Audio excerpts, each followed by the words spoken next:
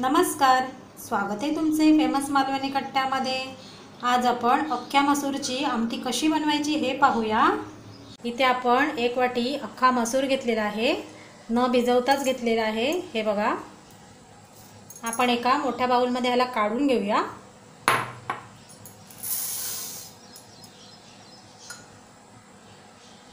आणि ह्याला 2 पाण्याने स्वच्छ धुवून घेऊया।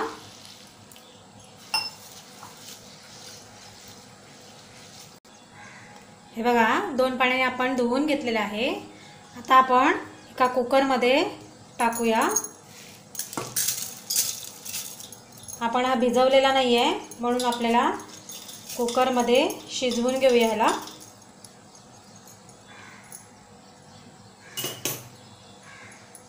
दीड ग्लास पाणी टाकूया।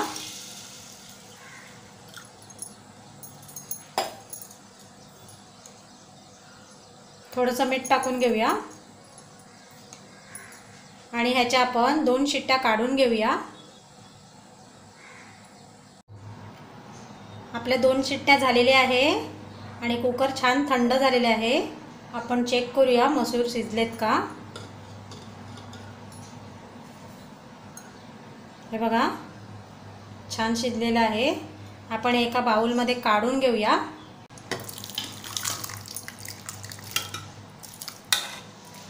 या ठिकाणी आपण मसूर बाउलमध्ये काढून घेतलेला आहे। आता आपण याची झटपट आमटी बनवून घेऊया। तुम्ही जर चॅनलवरती नवीन असाल तर आपला फेमस मालवणी कट्टाला सबस्क्राईब करा आणि बाजूला येणारा बेल आयकॉन जरूर प्रेस करा, जेणेकरून नवीन व्हिडिओची लिंक तुमच्यापर्यंत सर्वात आधी पोहोचेल। आपली कढई छान गरम झाले, आपण त्यामध्ये तेल टाकून घेऊया। एक मोठा चमचा आपल्याला तेल टाकायचं आहे। इथे आपण मोठा कांदा बारीक चिरून घेतलाय, तो टाकूया।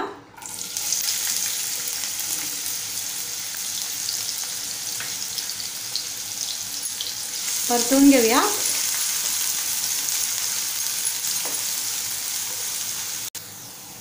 इथे आपण 2-3 पाकळ्या लसूण ठेचून घेतलेला आहे, ते टाकूया। कढीपत्ता टाकूया। थोडंसं जिरं टाकून घेऊया।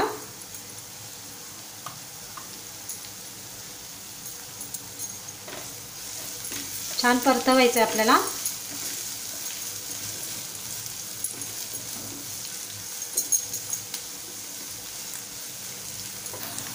एक मोठा टोमॅटो आपण बारीक चिरून घेतलाय, तो टाकूया।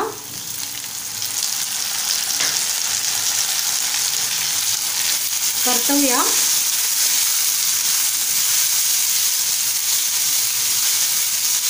अगदी झटपट होते ही रेसिपी आणि छान लागते। तुम्ही एकदा बनवा। टोमॅटो आपल्याला छान नरम करून घ्यायचा आहे। परतवून घेऊया। टोमॅटो आपला छान नरम झालेला आहे। आपण काही मसाले टाकूया।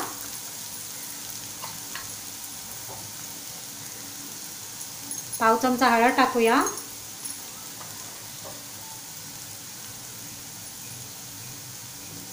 दीड चमचा मालवणी मसाला टाकूया।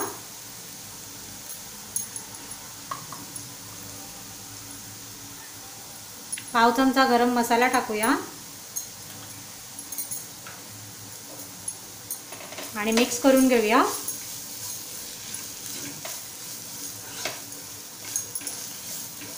एक 2 मिनिटं आपल्याला छान मिक्स करून घ्यायचं आहे।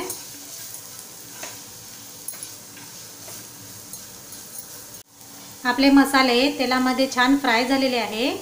आपण बॉईल करून ठेवलेला मसूर टाकून घेऊया।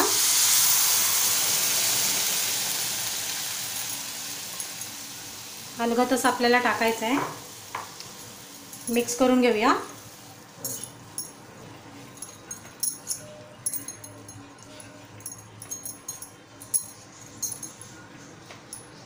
चवीनुसार मीठ टाकून घेऊया।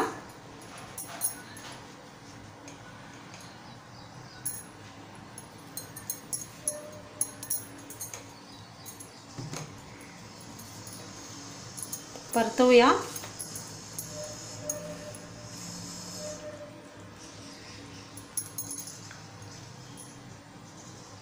आता आपल्याला 2 मिनिटांसाठी ह्यावरती झाकण ठेवायचं आहे। आपली 2 मिनिटं झालेली आहे। आपण झाकण उघडून चेक करूया। हे बघा,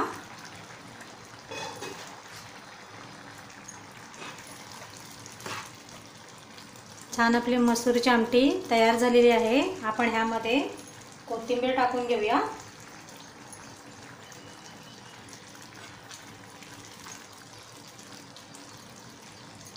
हे बघा, या पद्धतीने अख्ख्या मसूरची आमटी तुम्ही करून बघा। आता आपण गॅस बंद करूया।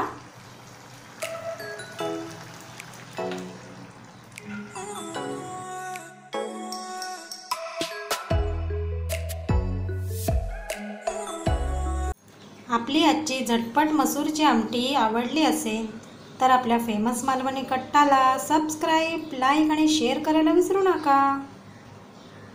चला तर मग पुन्हा भेटूया एका नवीन रेसिपीमध्ये। तोपर्यंत बाय बाय।